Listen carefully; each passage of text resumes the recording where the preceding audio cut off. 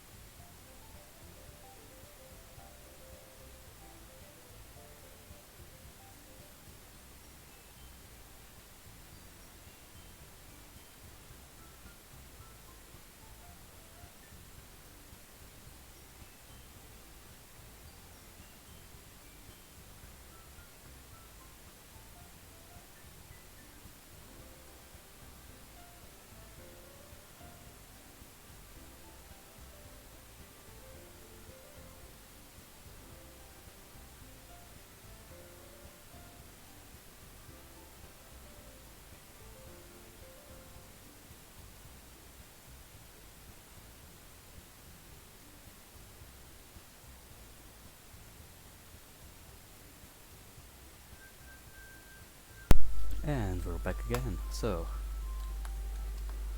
it's offensive. One cannot become infatuated with an object, but with sentiment behind it. She stops mid-word as she realizes what we're all sharing. The color of her hair is so coincident. I'm only offended by the idea that someone could fall in love with an item. It's not about you. It's a fictional character, not a personal attack. Cyril leans over and glances at the text on screen. I'm sure that Hakinom 99 didn't mean any harm by it. He urgently shakes her head, closes the laptop and joins us at the front of the room. Alright, it's a picnic time. It's pizza time. Natsuki beams at as she reveals a tea towel and a tray of freshly decorated bunny biscuits. Yeah. They're made of shortcake, since Yuri doesn't like gingerbread, and coated in a snowy layer of icing with white chalk buttons as eyes and a dot of black icing for pupils. Each one has a distinct feature on it, representing each girl, which is adorable touch. Sarah has a red bow, Yuri has a tiny book in his paw, made of rice, paper, and Natsuki has a miniature tray of cupcakes represented by milk chocolate drops and grey icing. My own is a regular rabbit and in a field full of beautiful bunnies, which suits me just fine. We're in our final year of school and Natsuki's ninth birthday is coming up soon. Sari and Yuri and of course myself are planning a surprise party for her. Such intricacy. You've outdone yourself. Thanks. Natsuki looks a little flustered. She's not used to compliments from Yuri, but they're well deserved. The biscuits are a work of art. It seems a shame not to eat them. Mine seems to be staring at me with innocent eyes. It's the puppy sag all over again. They're so tasty. You catch Natsuki giggling as Sayuri hops her bunny in the air for a moment and bites his leg off. Now it does need to stop. It does need to hop. I tease her with a playful tone before biting the leg off my own biscuit. Oh no, the bunny abuse is spreading. Hey, it feels so bad now. Stop being mean to her. I can't help it. She's just too hopeless. Too hopeless. All three girls stop mid-bite and stare at me in silence. You're such an idiot. But that's why I like it. Yeah, it was a music play on words. And you're silly. Yeah. Why? You have any problem with me being silly? Do you have a bone to pick with me? About 5 minutes later we're all sat at a table, sipping elegant cups of Earl Grey and talking amongst ourselves. Okay everyone, did you all remember to write a poem for today? I couldn't think of a theme, so it was up to you to decide the one. I sit back in my chair and begin searching my bag as the girls produce sheets of poetry and set them on the table. And with 3 sets of poetry to read, I can't look at all of them at once. Whom shall I read first? Natsuki. Pick up Natsuki's poem and begin to read it. My hero, it's coming to a time I see as the anniversary of the day that you saved me, with such courage and bravery. My fear of life was at a 10, and now it's down to 0. Since you removed the source of my strife, I know that you're my hero. She stopped being in denial now, which is nice, I guess. There's really no point since we live together, attend to some classes, and spend every time in each other's company. I know it's all slushy, but it's how I feel. I don't know what I would have done without you. Natsuki holds out her hand for my poem, and I pass it over. It felt like I was just speaking cute words rather than writing a poem, but... Okay, such a softie. As usual, she loves my writing as I love hers. Oh, how sappy we are. Yeah, how sappy you guys are. She catches my expression and her eyes darken mischievously. I feel like I've been going too easy on you. I know you saved me and all, but it's just not me, is it? Well, okay, you have a day of being soppy. Now it's back to business. With that she turns back and goes to read manga, without waiting for me, sticking her tongue out before her gaze falls to her lap. This is how I like it. She's tsundere though, through and through, and shouldn't change that for anyone. Tsundere people. They are fun to hang around and even funnier to tease. I love tsundere people. It's amazing to see how far they can go. And how far you can go with pranks and stuff. It's just hilarious. Either way. Anyway, Sayuri and Yuri's poems are still here, so... I mean, let's go to Yuri. Sayuri poems are always fun to read. I eagerly scan the words on the page. The early morning, it's wonderful, the early morning, with 4 sleepy eyes and quiet yawning. Another untold day is dawning, when humanity isn't yet awakening. Another untold day awaits, awakening. The blushing sky is newly breaking. There's only me, myself, and I. No court of law or judge to try. Without accusation, confrontation, proclamation, or education, you can laugh and no one will ask you why. Baby, crawl to your knees and cry. No one's disturbed by the sounds that occurs when they're not around. Peace and tranquility, not feeling of humility. No feeling of humility. Perhaps a sense of unity. For one in the community, it's beautiful in the early morning, but the day has broken. Heed the warning. I raise an eyebrow, then get up, pluck Sayuri from her desk and hug her. When I release her, she looks stunned. Whoa, nobody's judging you or accusing you or anything, right? You challenged me to write something about loneliness. That isn't lonely. I didn't want to turn her down, so I tried my best. Right, I hope she's okay. It sounds like her depression might be creeping back in. Oh, if there's anything at all you need, don't hesitate to tell me, okay? Right, only one poem is left now, and that poem is Yuri's. Taking Yuri's poems from her desk, I start to study the neat writing. Okay, love. He lifts the blade with anger burning in his eyes as they meet yours. A flicker of innocence as familiarity sparkles, but then he brings the blade down, tears the cut into your head, into your heart. The blood that pours from the wound is a concussion of emotions that begins to pool around your feet. Your heartbeat quickens as it builds and takes you out of your home depth, and you fight against the darkness. And if the situation is so dark that you can only see half of the reality, then a reality outlived leads to a misinterpretation, miscommunication in your conversations. And if your eyes are half blind, you cannot be free of the resent you feel and the anger you see. Then you cannot see the truth and raise the roof, because this is when it gets out of control. The river of guilt wishes over you both.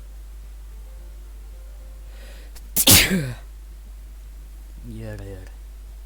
Pulling you under, and the thunder in your heart is not enough to kickstart and try again. But the wound can be healed. That wound can be healed. And the truth no longer be concealed.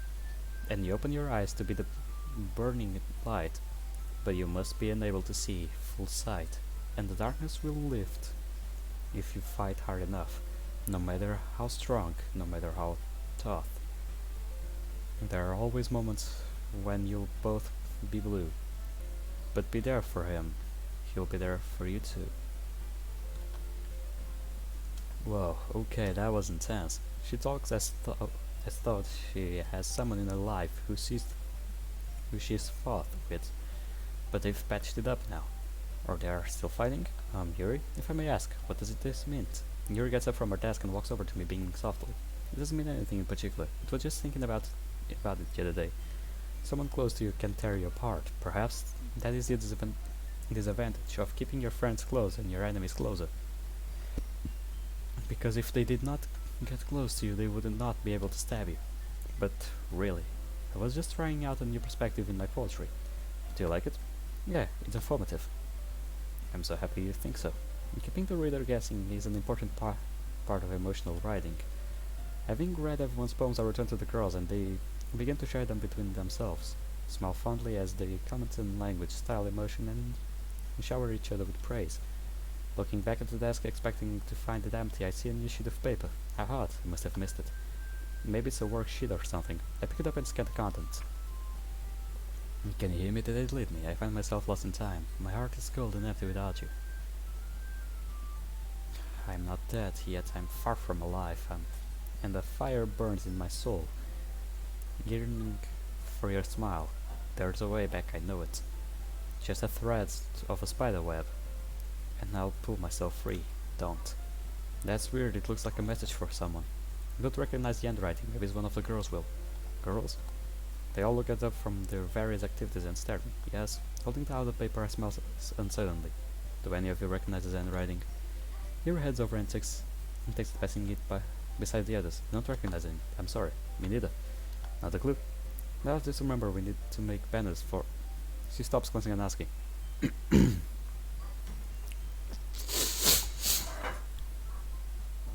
For a special event.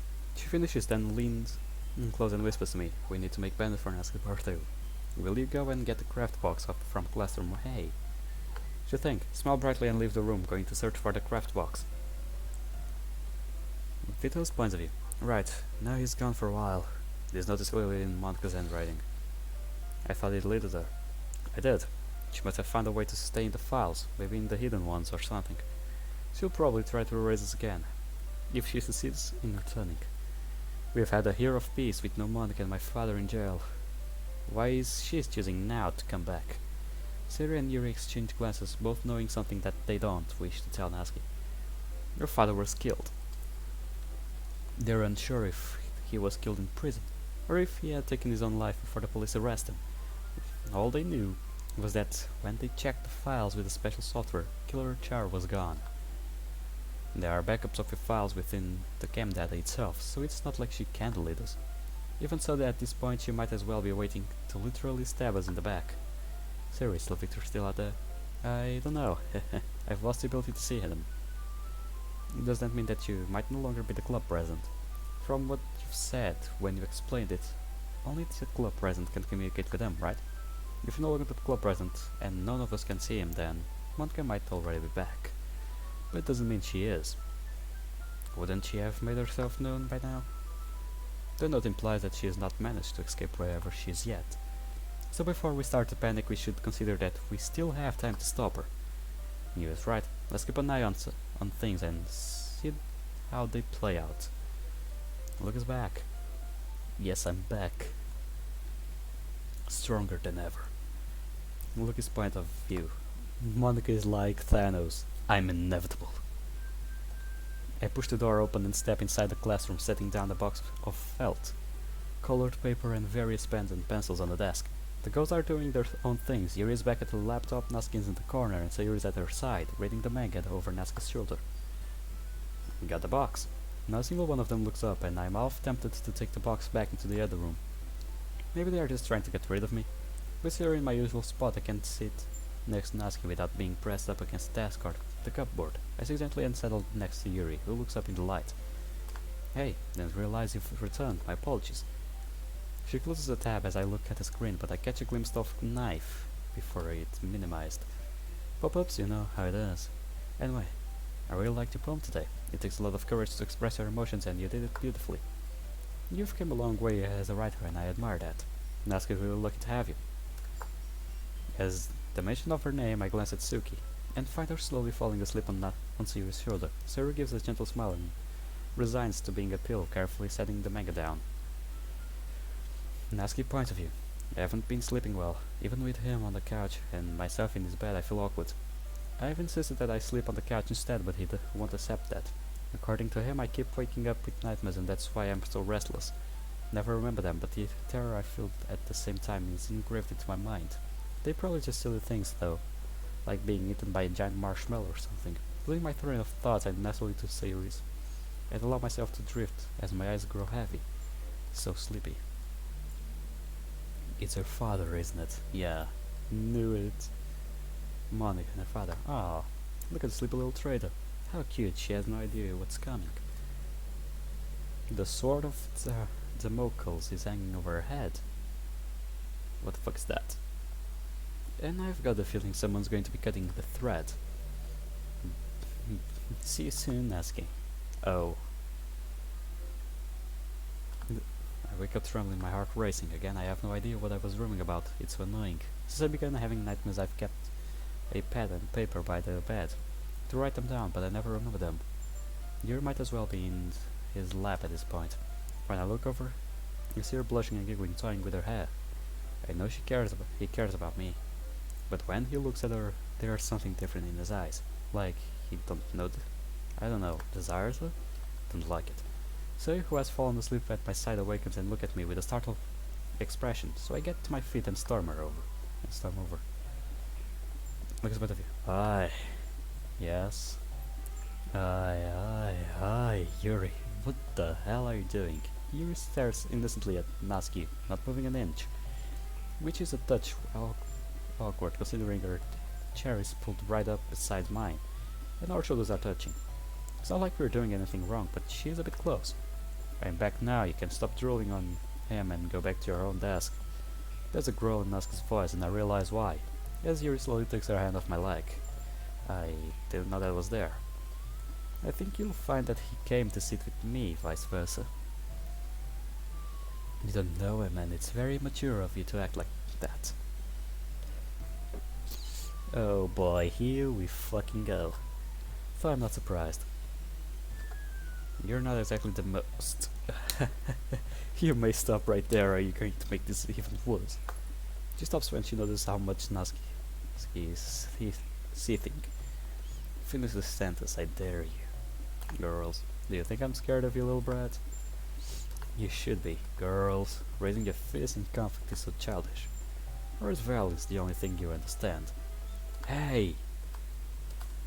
Get up from my seat and walk to an empty desk, not saying another word. To side with either of them.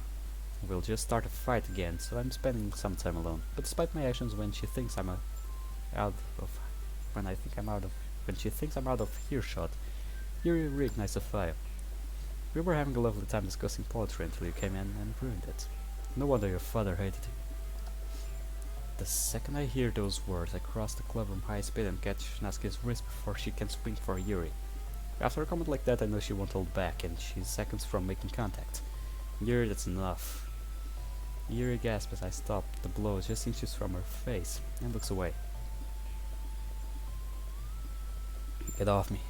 Natsuki tugs her hand out of my grip, hugging it to her chest, breathing shakily. I reach out to comfort her. And stop, as she cowers away from me. What did I do? Was it because I grabbed her? Everything seemed to be peaceful and calm this morning, and now the club is in chaos. Suki. She shakes her head and flees the room, and I groan quietly. I know exactly where she'll be. I should go and apologize. Natsuki points of view. Bile rising in my throat. I don't stop running until I find a place I consider safe. Come back. Said come back. I can't run that fast. Wait up. I can hear you chasing after me, panting heavily. Natsuki. As two voices blend into one, I close my eyes silently and curl up on the ground beside the bench. The comforting voice of him returns as he carefully places a hand on my shoulder. It's okay, nobody's going to hurt you. After a few minutes of calming myself, I reluctantly open my eyes.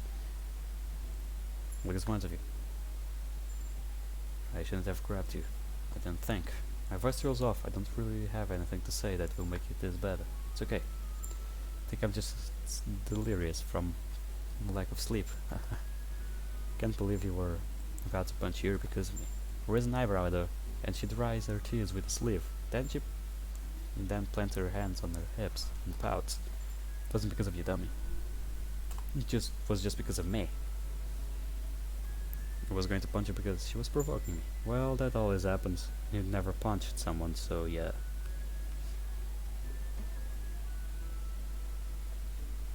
I mean, with that tiny wrist of yours, if you punched someone, your wrist would totally explode.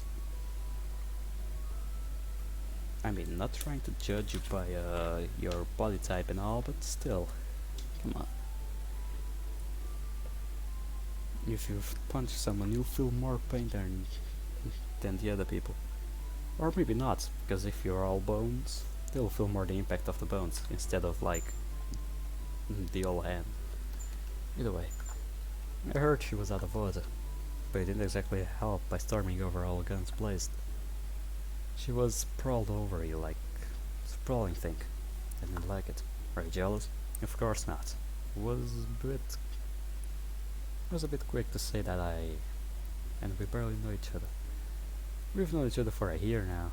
I know she crossed the line, and I won't let it happen again. But that's no reason to suddenly push me away. She sets me down for a good few minutes and then smiles faintly. You're right, just grumpy because I'm sleepy. I didn't mean to snap. Much as I don't like leaving you alone, maybe you should head home early and catch up on some sleep. You've got the house key, haven't you? Yep. Then you can lock up and get some rest. Come with me. I don't want to be left alone.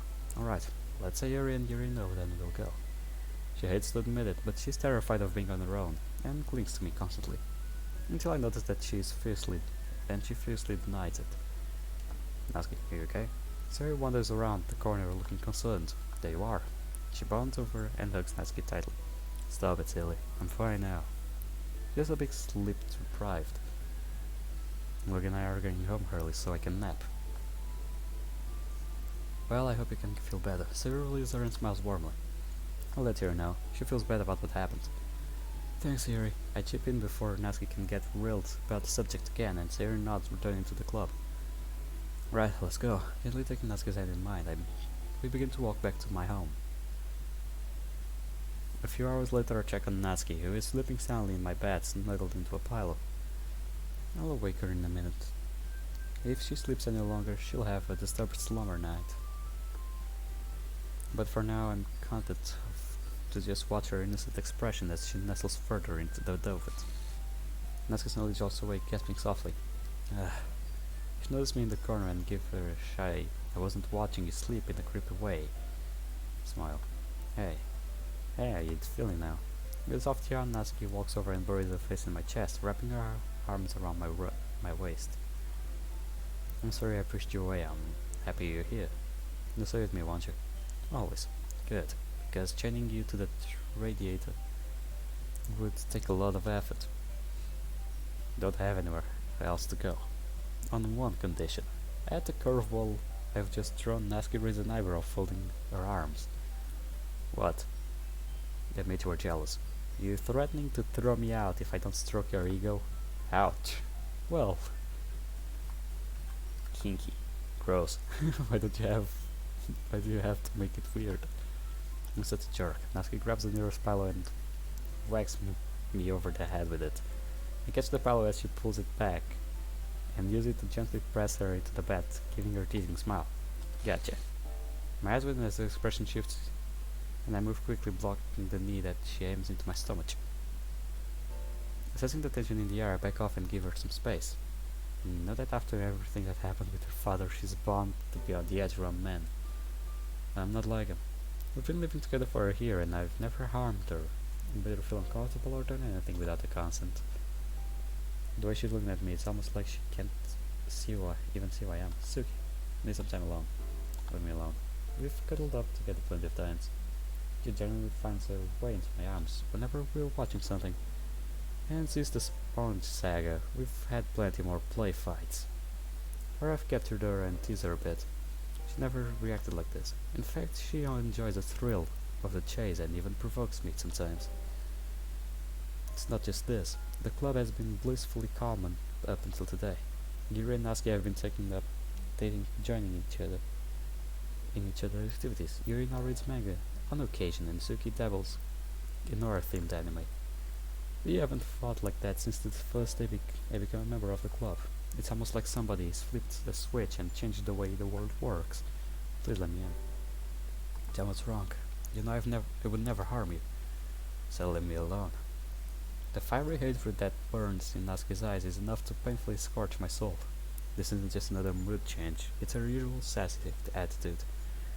Not an act, she's genuinely lashing out because she's scared.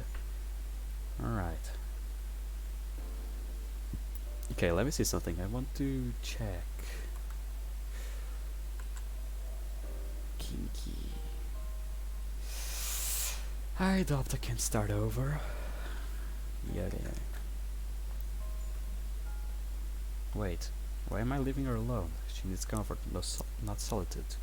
Go back inside. Yes, please. I'm leaving the bread alone. No. I'm going for a walk in the park, and it will give me time to think. Natsuki thinks she can take care of herself, then let's see how well she does without me. That'll teach her to push me away. Huh, Natsuki isn't the brat, she's my best friend. I adore her. But it's her fault that there's blood on your hands. You don't even know what you did, do you? Blood on my hands? You're a killer. She turned you into a killer. I would never. Wouldn't you? She fed you lies, fueled your anger. You killed her father. No. Yes, you think you did the right thing turning him over to the police, but you didn't. You sent an innocent man into hell. He wasn't innocent. He was. She was lying to you. She faked the bruises with makeup. She can cry on command. All he did was try to be a good father. You're lying. He killed himself in jail. Would a guilty man commit suicide out of grief? Well, she made you a killer. She manipulated you. If you go back to her, she'll just drag you deeper. Stay here. I'm you. I won't lead you astray. You're not me. Alright. Now stay. Right. With this point of view. So what happened between you and Aski? You really lashed out. I'll stop the episode here because I'm sensing that I made some shit and this will ruin the mood. So guys, let's just save. And guys, well, cannot return to the main menu, so I hope you guys enjoyed this video. Leave a like, comment down below what you thought of it, and I'll see you guys in the next episode. See you on the flip side. Goodbye, pals.